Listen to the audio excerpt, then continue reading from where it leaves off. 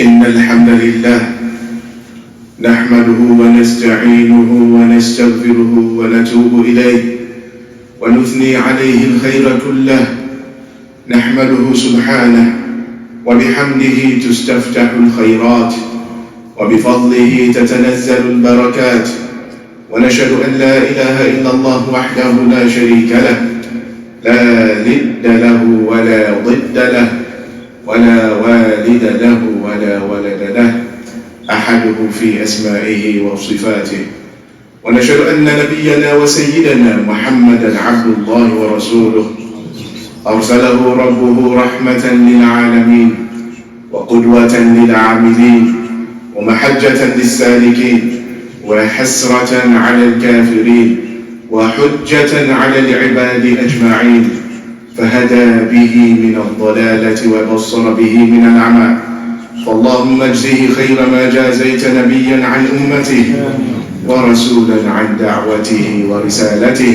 اللهم صل وسلم وبارك على محمد وعلى آل محمد كما صليت وسلمت وباركت على إبراهيم وعلى آل إبراهيم وعلى أصحابه أجمعين والتابعين ومن تبعهم بإحسان إلى يوم الدين وسلم تسليما كثيرا. أما بعد، يا أيها الذين آمنوا اتقوا الله حق تقاته ولا تموتن إلا وأنتم مسلمون. يا أيها الذين آمنوا اتقوا الله وآمنوا برسوله يؤتكم كفلين من رحمته ويجعل لكم نورا تمشون به ويغفر لكم والله غفور رحيم.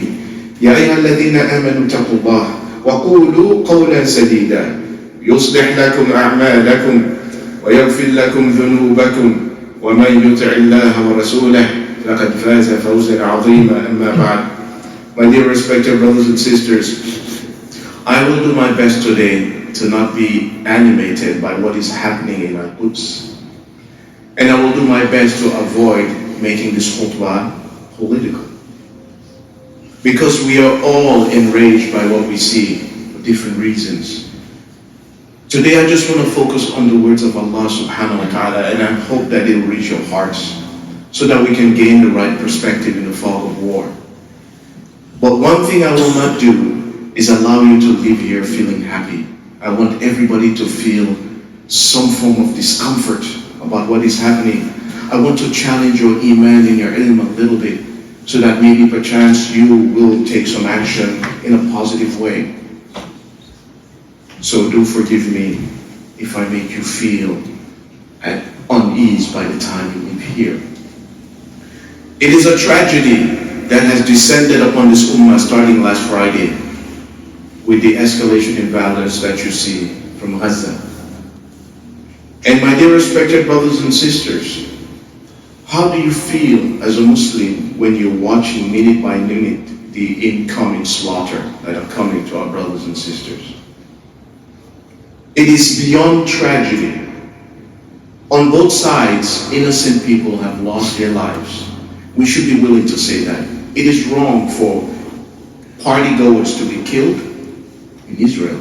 At the same time, women, children, the elderly have been killed in Gaza. We should all be on the same page of that. But what does not solve the problem is certain countries adding more fuel to the fire by supplying more weapons. Weapons of mass destruction against people that do not have such weapons. For certain countries and their unions to block aid to Palestine. No aid to Palestine. For the people of Gaza to be called animals so that way when you kill them in mass, it's okay. But don't let all of that make you angry because somebody wants us to be angry. So that way when all Muslims all over the world act angrily, they say, aha, they are all barbarians. The media is already setting the narrative for all of us brothers and sisters. I'm telling you, don't play into their hands. This specific khutbah is step one. Step one, I want to tell you what makes Islam the most excellent religion ever. What makes our Sharia the best in regulating warfare. There is no country or constitution that has any laws that regulate warfare. In general, in warfare, you just want to destroy the enemy. That's the only objective. When the United States saw it necessary to drop atomic bombs on Hiroshima and Nagasaki, they did. Their humanity didn't matter. They just wanted to win. So you see many countries do such a thing. Horrific acts of violence against civilian population. They just have to justify it by dehumanizing the other. I want to share with you a few verses, 3 or so, what sets Islam apart from all religions and all modes of governance when it comes to armed conflict. Haven't you seen, brothers and sisters, in Mecca, Allah subhanahu wa ta'ala actually forbade the Muslims from engaging in fighting. Have you ever asked, why is that? Allah tells it to us in the Quran. Muslims, if you read the book of Allah, Allah states in Surah An-Nisa, أعوذ بالله من الشيطان الرجيم ألم تر إلى الذين قيل لهم كفوا أيديكم وأقيموا الصلاة وآتوا الزكاة. In Mecca, Allah told the Muslims, do not engage in any armed conflict. Kufu aydiyakum was their order. Because when you are oppressed and you're desperate, there is a tendency to resort to violence, indiscriminate violence. When you feel you've lost all hope, you don't care about living or dying. And you don't care about those whom you might kill. So I'm saying here, and I want you to feel agitated, the people of Gaza should not be fighting anyone. Why? Because the Muslims with armies should be fighting for them, not the people of Gaza. The Muslims who buy plenty of American weapons should be defending them. That is why in Surah An-Nisa, Surah number 4, ayah number 74, Allah started by saying, فَلْيُقَاتِلْ فِي سَبِيلِ اللَّهِ الَّذِينَ يَشْرُونَ الْحَيَاةَ الدُّنْيَا بِالْآخِرَةِ. The only people Allah wanted fighting in His cause are people who are not desperate. They are people who have a lot invested in dunya, who are willing to say, you know what, I'm doing something fi sabilillah. Desperate people do desperate things. Oppressed people could do, unspeakable things. It wasn't for the people of Gaza to engage in any armed combat. It's for the Muslim neighbors who have all these weapons to defend them. And that's why Allah asked us a question. وَمَا لَكُمْ لَا تُقَاتِلُونَ فِي سَبِيلِ اللَّهِ وَالْمُسْتَضْعَفِينَ مِنَ الرِّجَالِ وَالنِّسَاءِ وَالْوِلْدَانِ الَّذِينَ يَقُولُونَ رَبَّنَا أخرجنا من هذه القرية الظالم أهلها. Do you know of any other spot on the face of earth today that has so much dhulm on its people than Gaza? The smallest place that is most densely populated. Now 1 million of them are told, get out of the way. What do you want them to run to? The sea? We're coming in to massacre you. We gave you advance notice. Subhanallah. This ayah of An-Nisa correctly described the people of Gaza. The only dua now they have is رَبَّنَا أَخْرِجْنَا مِنْ هَذِهِ الْقَرْيَةِ الظَّالِمِ أَهْلُهَا وَاجْعَلْ لَنَا مِنْ لَدُنْكَ وَلِيًّا وَاجْعَلْ لَنَا مِنْ لَدُنْكَ نَصِيرًا. And then Allah said, الَّذِينَ آمَنُوا يُقَاتِلُونَ فِي سَبِيلِ اللَّهِ. Where are they in this ummah? 2 billion. Where are they? Where is Al-Qaeda, ISIS, all these extremist groups who never work together to free Al-Quds? They only know how to blow up our masajid and kill Muslims in the name of Islam. Where are they now? الَّذِينَ آمَنُوا يُقَاتِلُونَ فِي سَبِيلِ اللَّهِ وَالَّذِينَ كَفَرُوا يُقَاتِلُونَ فِي سَبِيلِ الطَّاغُوتِ. That's what some of them do. They only fight in the name of Taghut. Where are they now? Where is the OIC, the Organization of Islamic Countries, whose charter was, we need to band together to to solve the issue of Palestine. What statement have they made? Silence. They've all given up on Palestine. Make no mistake about it. But Allah said, we should be defending them, not them defending themselves. They have no way any longer. Another ayah I want to bring to your mind, why Allah subhanahu wa ta'ala regulated jihad. It's because when you feel oppressed, you may retaliate and go overboard. That is why Allah subhanahu wa ta'ala told the Muslims, Surah Al-Baqarah, Surah number 2, ayah number 190, وَقَاتِلُوا فِي سَبِيلِ اللَّهِ. No fighting should occur because of economic or political gain, only for the sake of Allah, so the word of Allah will spread freely. And who should you fight? الَّذِينَ يُقَاتِلُونَكُمْ. Interestingly, Allah did say, الَّذِينَ قَاتَلُوكُمْ. Those who fought you in the past. When you actively engage in armed combat, only the people fighting you then. الَّذِينَ يُقَاتِلُونَكُمْ. And Allah says, وَلَا تَعْتَدُوا. Do not commit transgression. Name one military that has that rule. Do not commit transgression. How many militaries after their victory, they burned, they pillaged, they raped, they destroyed so many things. How many crimes against humanity have been leveled against the United States, Britain, France, Germany, Japan, every single one of them. Allah told the believers, وَلَا تَعْتَدُوا إِنَّ اللَّهَ لَا يُحِبُّ الْمُعْتَدِينَ. Because Allah hates those who go overboard. Allah hates those who go overboard. How not to go overboard? The Prophet ﷺ said to the believers when he sent them out, أُغْزُوا وَلَا تَغُلُّوا وَلَا تَغْدِرُوا وَلَا تَمْثُلُوا وَلَا تَقْتُلُوا وَلِيدًا وَلَا أَصْحَابَ الصَّوَامِعِ. When you go out to fight, do not commit treachery, do not commit theft, do not commit vandalism, do not kill children, women, the elderly, do not kill people in the monks, in the monasteries. Your objective is not the civilian population. It is never the civilian population. You know, the Prophet ﷺ allowed the believers sometimes to do a surprise attack, a night raid. And it was brought to attention that some women and children were killed. He changed that tactic. SubhanAllah. Look at the rahmah of the Prophet ﷺ. They could have been like, no, it's fine, collateral. No. He changed the tactic if it would mean innocent lives are not lost.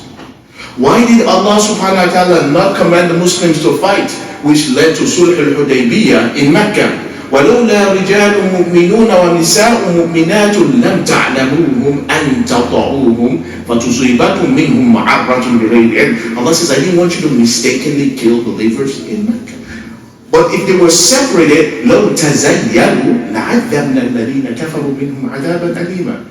Allah did not punish the people of Mecca because they're believers there. Not just Quraysh. Even Allah does not indiscriminately destroy people. That's why hatta the malaika come and take out all the believers before they bring the punishment. It's a sunnah of Allah.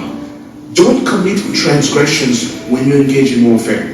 So whatever happens in the Israeli side or the Palestinian side, all those aggressions, Allah does not accept. Somebody might say, it's in retaliation. We don't know that. You and I do not need to justify anything anyone else is doing. We just need to justify our deed. So ayah number 2, Surah Al-Baqarah 2:190 is an extremely important principle about not going overboard. To show how going overboard is, because of the massacre that happened in Israel, all Palestinians are now going to face it. How? Let us cut off the water, cut off the electricity, cut off the fuel supply, starve 2 million people. They all deserve it. See? European Union, let's cut off aid. There should be no aid to Palestine as a whole because of collective punishment. See? Allah taught us in Quran, you do not collectively punish any people. وَإِنْ أَحَدٌ مِّنَ الْمُشْرِكِينَ اسْتَجَارَكَ. فأجره حتى يسمع كلام الله ثم أبلغه مأمنا ذلك بأنهم قوم لا يعلمون. Even if you had the upper hand, you should not punish an entire people for the crimes of a few of them. And when you're fighting, وَقَاتِلُوهُمْ حَتَّى لَا تَكُونَ فِتْنَةً وَنَكُونَ الدِّينُ لِلَّهِ وَيَكُونَ الدِّينُ لِلَّهِ. Allah says, fight. If they stop. فَإِنِ انْتَهَوْا فَلَا عُدْوَانَ إِلَّا عَلَى الظَّالِمِينَ. When they stop, you stop. The excellence of this deed. You know, brothers and sisters, when somebody has wronged you for years and years and years, if you had the opportunity when you see them, you want to kill them. Seriously, many people of Gaza, if they see an Israeli person, they want to kill him. It's a natural response. You know what Allah said, Surah Al-Ma'idah, Surah number 5, ayah number 8? Ya ayyuhal ladhina amanu, kunu qawwamina lillahi shuhada'a bil qist, wa la yajrimannakum shana'anu qawmin ala an la ta'dilu. Do not let the hatred of people prevent you from dealing justly to them. Meaning, brothers and sisters, as a Muslim, you cannot indiscriminately kill any Jew you find. When did the Prophet ﷺ ever do that? Not in Medina. Not after Fatih Makkah did they kill Quraysh. Not at Khaybar. That's not our being to just kill indiscriminately somebody from the enemy side. And even when Khalid ibn Walid mistakenly killed some people wrongfully, the Prophet ﷺ paid did fidya for Khalid. The diya. Look at the Prophet ﷺ. What leader does that in the world? Say, that action was wrong. I take ownership of it. Yeah. What president in the history of the world who would say, my army did something wrong, let me take care of it? Subhanallah. So step one, you need to know your deen, because your co-workers are looking at you with spite, especially the sisters. They're looking at you with disgust because your hijab makes you Muslim. They think you're all Palestinians, by the way. I'm receiving the reports now. Co-workers are saying, why do you people hate Jews? Why are you people so barbaric? Why? What can you say? Nothing but to hang your head in shame because you have nothing to say. I want you to have something to say about the deen of Allah.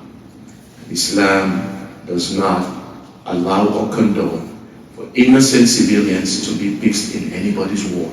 Doesn't matter who the perpetrator is. Islam teaches us to preserve the lives of everyone in a conflict. Islam teaches us to free oppressed peoples. First start by defending your deen, but don't get into the politics of it. أقول قولي هذا وأستغفر الله لي ولكم ولسائر المسلمين فاستغفروه إنه هو الغفور الرحيم. الحمد لله رب العالمين والعاقبة للمتقين ولا عدوان إلا على الظالمين ونصلي ونسلم على أشرف الأنبياء والمرسلين سيدنا محمد صلى الله عليه وسلم وعلى آله وصحبه أجمعين ومن تبعهم بإحسان إلى يوم الدين أما بعد. Brothers and sisters, the emotions are raw. We are all feeling it. I'm feeling it. I am angry for many reasons. But the anger won't solve the problem. I am afraid for my brothers and sisters in Gaza and the West Bank. So what should we do about it? It is easy to run out and actually protest. You know what? You know why governments allow protests? So people can vent. They'll come, they'll scream, they'll shout and say death to this, death to that, and they'll go home. After all the energy is burned, they actually feel fine. If you want to protest, that's fine. They're calling for a lot of protests. If you want to do so, that's fine. You know what's better than protesting? Try waking up for tahajjud, pray to Allah, and offer qunut for Ahlul Gaza and Palestine. Try that. I guarantee you most Muslims have not tried that yet. They say, oh, why didn't Allah solve it? This is not for Allah. If Allah wants to solve it, Allah can kill all the 6 billion human beings and only leave the believers. And oh, by the way, He could kill another billion Muslims who don't pray. That's not Allah's sunnah. We have the means to solve this. There is a political solution. Some countries are getting in the way. As an American, I can say the United States is one of them. I have a right. I'm making a moral statement, not a political one. This issue was caused by the British since 1917. Everybody knows that who studies history. In 1948, it was sealed in after World War II. See, when nobody wants to deal with Jews, let the Muslims deal with it. They created this problem, and it has deteriorated. This didn't start last Friday. This started 100 years ago. We know who started this problem. We know who keeps the status quo. It can be solved. But what does not solve it is when Muslim countries cozy up to the enemies of Allah for economic benefit. That will never solve it. Will never solve it. Where is our dignity? I'm not talking about us here, we can do very little. Trust me, brothers and sisters, you can do very little. If all the Muslim countries area just got together and say, hey, enough is enough now, you will see a change. It's because our hearts are disunited. Allah does not support disunited people. Allah, that's His sunnah. And jama'ah is very, very important. This issue. Let us start making sincere dua through qunut, through tahajjud. You will see the difference Allah will make for us. Brothers and sisters, be careful at work wherever you are. A lot of people are sensitive. A lot of Americans don't know the truth. They only fed what they get from mainstream media. Mainstream media's narrative starts by, look what Hamas did, and that's how it goes. Not, oh, by the way, decades prior, Israel was doing all these things, made some people blow up, and this is what happened. They don't start there, they stay, and they highlight the atrocities of Hamas only. So now it's making your own co-workers, your neighbors, think you are the enemy. So I'm saying this is a very serious matter. Some people are labeling this is 10 times worse than 9/11. How can this be 10 times worse than 9/11? More people died in 9/11. And after that 9/11, many more millions died with a misguided war by the United States. They label it 10 times worse than 9/11 so they can do 10 times worse than the United States to their perceived enemies. What are you going to do? Start with making salah, brothers and sisters. Pray to Allah. Dua. Dua is the weapon of the mazloom. We stopped believing in that. Before Badr, and I will end with it, the Prophet ﷺ made so much dua, he raised his hand so high that his shawl fell down. And Abu Bakr as-Siddiq came to him and said, Ya Rasulullah, enough. Allah has promised you victory. Can you imagine the Prophet ﷺ is praying for guaranteed victory still? Because he believes the power of the dua. And Allah never left His Messenger ﷺ. Malaika were there to vanquish the army of Quraysh. We stopped believing in the power of dua. I'm asking myself and you, try it. Try tahajjud and dua for Palestine. And leave the rest to Allah. Allah knows who will become shaheed. وَلْيَعْلَمَ الَّذِينَ آمَنُوا مِنْكُمْ وَيَتَّخِذَ مِنْكُمْ شُهَدَاءَ. Allah has already written who's going to be shaheed. So they will be killed, no problem. Allah will. Those who survive, some of them are being tested. We should support them. Subhanallah. But the solution will never come from the enemies of Allah. I'm just telling you that now. It will come from when all the Muslims hold their hands and say, my head is in Palestine. My heart is in Mecca. My arms are in Afghanistan and Pakistan. My stomach is in Somalia and Sudan. My legs are in, you name it, until you feel the entire ummah is your body. Wherever it hurts, you hurt, we will never get a solution. Allah has already said one thing. وَلَقَدْ كَتَبْنَا فِي الزَّبُورِ مِنْ بَعْدِ الذِّكْرِ أَنَّ الْأَرْضَ يَرِثُهَا عِبَادِيَ الصَّالِحُونَ. Allah says only the righteous in the end will inherit the land.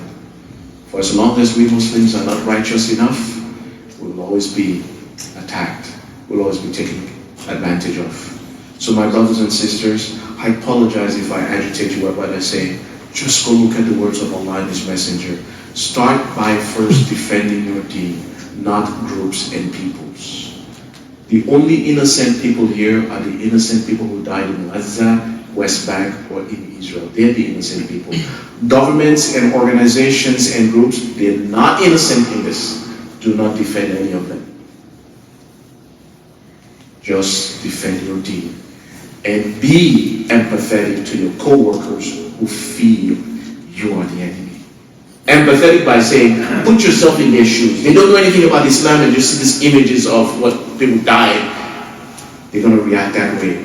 Your job and I right now in America is to assuage that feeling of they say, no, this is not what our religion calls for. Let me tell you why. There are many Jewish groups that support the Palestinians. Aid groups, human rights groups, they support the Palestinians. They come out and say, don't make the mistake of labeling all of them. They're not all the same. ليسوا سواء من أهل الكتاب.